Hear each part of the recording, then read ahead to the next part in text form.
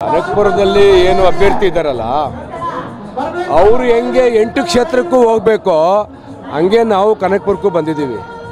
ಕನಕಪುರಕ್ಕೆ ಬರಲಿಕ್ಕೆ ಯಾವ ಲೈಸೆನ್ಸು ತೊಗೊಂಡು ಬರಬೇಕಾಗಿಲ್ಲ. ಅವರೇನಾರ ಕನಕಪುರಕ್ಕೆ ಬಂದು ಏನಾದ್ರು ಸಣ್ಣ ಪುಟ್ಟ ವ್ಯತ್ಯಾಸ ಆದರೆ ಅವರು 8 ಕ್ಷೇತ್ರಕ್ಕೆ ಬರ್ತಾರಲ್ಲ, ಉಳಿದಂಥ 7 ಕ್ಷೇತ್ರಕ್ಕೆ. ಹಂಗಾಗಿ ಕನಕಪುರ ರಾಮನಗರ ಜಿಲ್ಲೆ ಭಾಳ ಚುನಾವಣೆ ಪಾರದರ್ಶಕವಾಗಿ ನಡೀಲಿಕ್ಕೆ ಒಳ್ಳೆ ವೇದಿಕೆ, ಪಾರದರ್ಶಕವಾಗಿ ನಡೆಸ್ತೀವಿ. ಕನಕಪುರದಲ್ಲೂ ಕೂಡ ಸಾರ್ವಜನಿಕರು ಆಚೆ ಬಂದವ್ರೆ, ನಾವಲ್ಲ.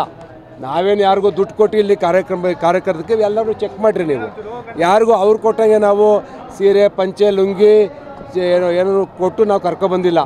ಇಲ್ಲಿ ಬಂದಿರ್ತಕ್ಕಂಥವ್ರು ಪ್ರಾಮಾಣಿಕವಾಗಿ ಮಂಜುನಾಥ್ ಅವರು ಮತ ಹಾಕಬೇಕು ಅಂತೇಳಿ ಬಂದಿರತಕ್ಕಂಥ BJP JDS ಕಾರ್ಯಕರ್ತರು.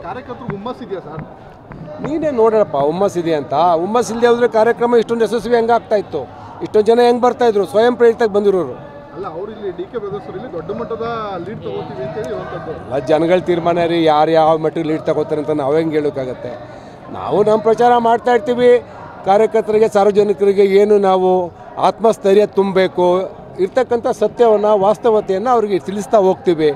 ಜನ ತೀರ್ಮಾನ ಮಾಡ್ತಾರೆ. ಏನ್ರಿ ನಾವು ಅಂದ್ಕೊಂಡಂಗೆ ಎಲ್ಲ ಗೆದ್ದುಬಿಟ್ಟಿದ್ರೆ ನಾನು ಹೊಸತಿ ಗೆಲ್ಬೋದಾಯ್ತಪ್ಪ, ನಾನೇ ಗೆಲ್ಲಿಲ್ಲ. ನೀವು